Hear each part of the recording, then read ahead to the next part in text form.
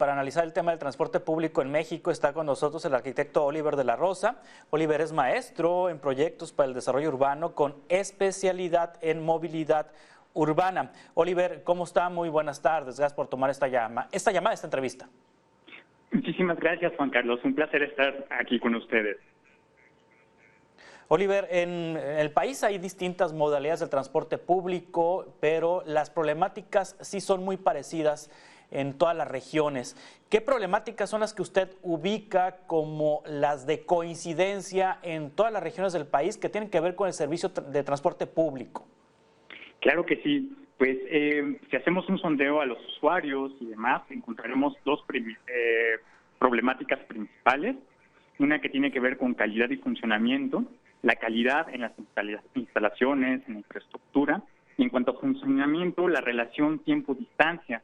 Muchas personas, sobre todo en las grandes megalópolis, en Ciudad de México, en ciudades grandes, Guadalajara, Jalisco, los trayectos pueden ser muy largos. Por ejemplo, en la capital, un trayecto que cruza la ciudad puede llevarse hasta hora y media.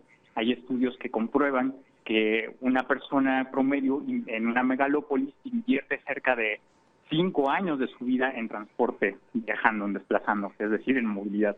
Y el otro problema que tiene que ver muchísimo con todos nosotros es la seguridad, traducida a la seguridad vial, en la reducción de muertes por tránsito, lesiones causadas por tránsito, y también la seguridad que tiene que ver con los usuarios. Es decir, cuando la gente desconfía de su transporte público, de lo que va a pasar, sobre todo en los trayectos que son muy largos, que son en las periferias, hablando en el interior de la República, y pues hay el tema de los robos, esta inseguridad. Creo que esos serían los dos grandes problemas: calidad y funcionamiento y seguridad. Sí, en esta perspectiva, en este análisis, este mapeo de la situación del transporte público en el país, ¿hay ciudades que pudieran ser ejemplo de una política pública en materia de este servicio? Es decir, ¿hay sistemas de transporte en nuestra ciudad, en algún municipio, alguna entidad que usted ubique como un ejemplo de buen servicio? De momento no lo creo, pero sí podemos hablar a nivel general que se han hecho cosas grandes, importantes en materia de movilidad, de transporte público. Una de ellas fue la Ley General de Movilidad y Seguridad Vial, publicada en mayo de 2022. En esta se hacen cosas muy interesantes. Por ejemplo, se considera una movilidad con criterios de accesibilidad, calidad de servicio, diseño universal, equidad e inclusión, y se crea el Sistema Nacional de Movilidad y Seguridad Vial. No obstante, pues todo esto va a llevar un tiempo para poder hacer estas implementaciones.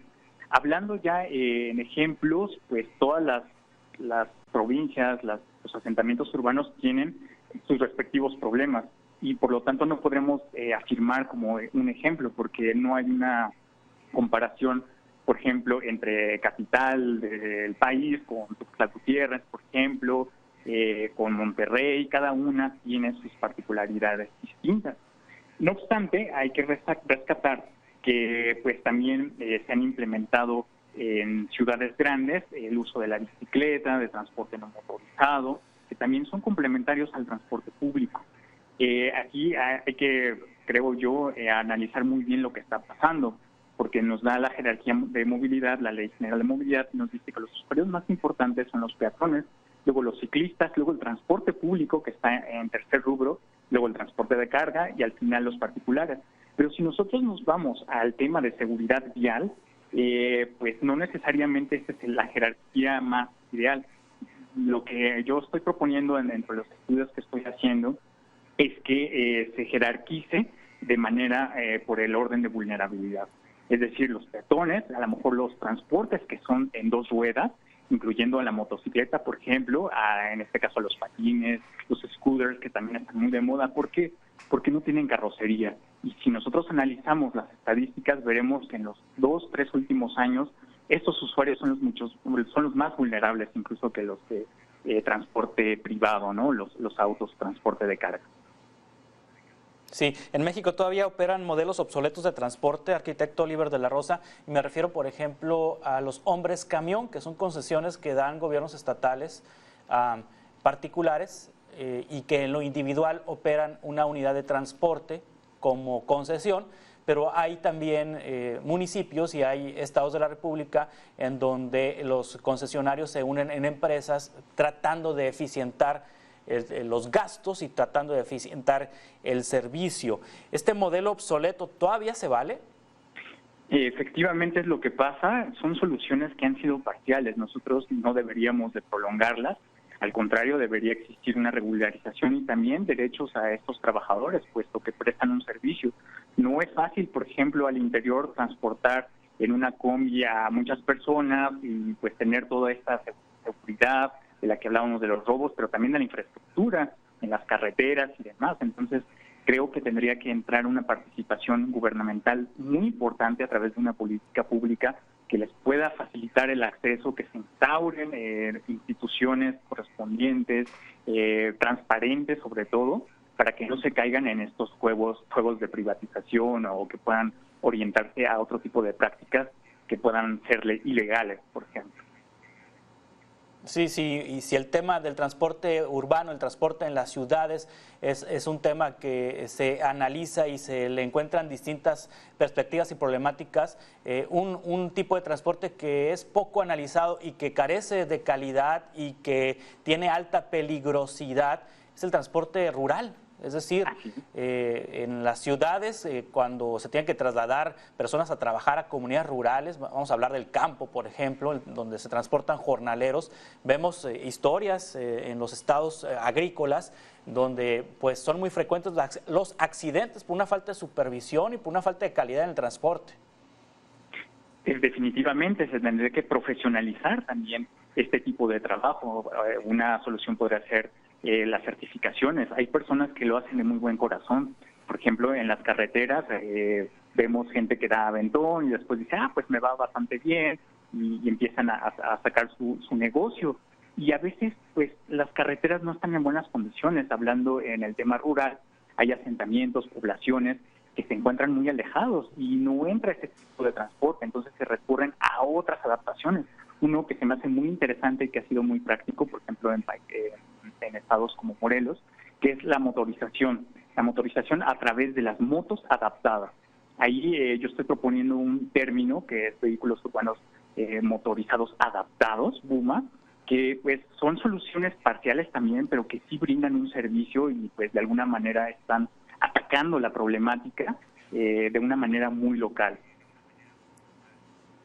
Sí, el tema de los servicios de transporte prestados por medio de aplicaciones electrónicas de teléfonos, hablamos de Uber y de estos transportes que no están en muchos estados de la República regularizados porque pues se deja al libre mercado. ¿Qué tanto ha ayudado a despresurizar el transporte público, el servicio público? ¿Ha significado una competencia? ¿Ha significado una suma para ofrecer una alternativa a los usuarios?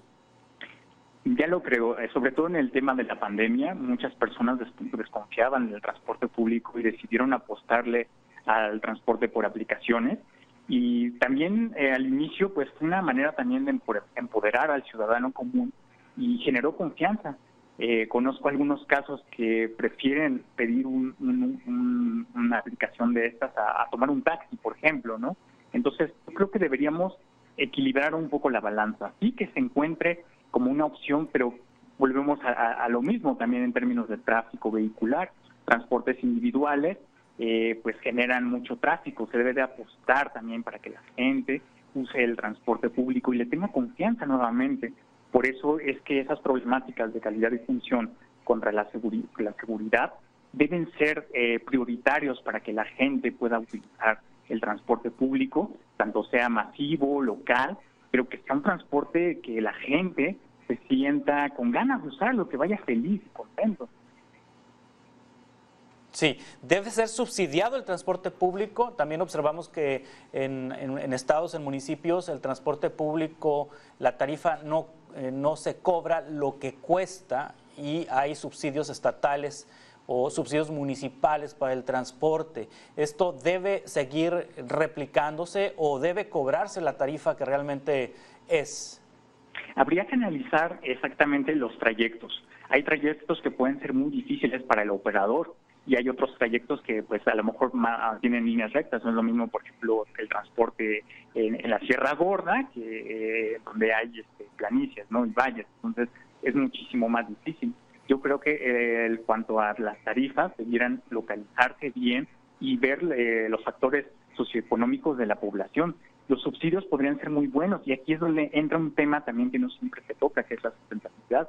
Hay empresas que buscan la sustentabilidad en el transporte para que ya no se hagan, pues se base nuestro sistema en hidrocarburos y pudieran utilizar otro tipo de energías muchísimo más limpias, y ahí sí podríamos meter también esta parte de iniciativa privada, que pudiera ser un conjunto de iniciativas de sectores público-privado para que pudiéramos sacar un transporte, una movilidad muchísimo más eficiente.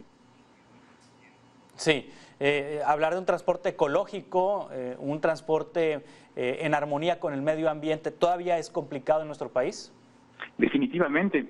Creo que la primera piedra que debería ser puesta tendría que ser desde el Poder Ejecutivo, puesto que en este gobierno en el que estamos, le estamos apostando totalmente a los hidrocarburos.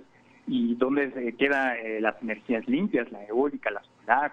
En este caso, para el transporte se utiliza el transporte general de la movilidad, el hidrógeno, por ejemplo, que podría ser una muy buena opción, muchísimo más limpia incluso que las baterías de litio que manejan el transporte eléctrico. Entonces tendría que ser una política pública que venga desde arriba y que venga con mucha energía para que pueda ser realmente implementada. Sí. Arquitecto Oliver de la Rosa, maestro en proyectos para el desarrollo urbano con especial en movilidad urbana, muchas gracias por tomar esta entrevista. Estamos en contacto para futuras conversaciones, si le parece. Muchísimas gracias. Será un placer, Juan Carlos, estar nuevamente con ustedes, y les deseo a todos una excelente tarde. Igualmente. Continuamos con más noticias.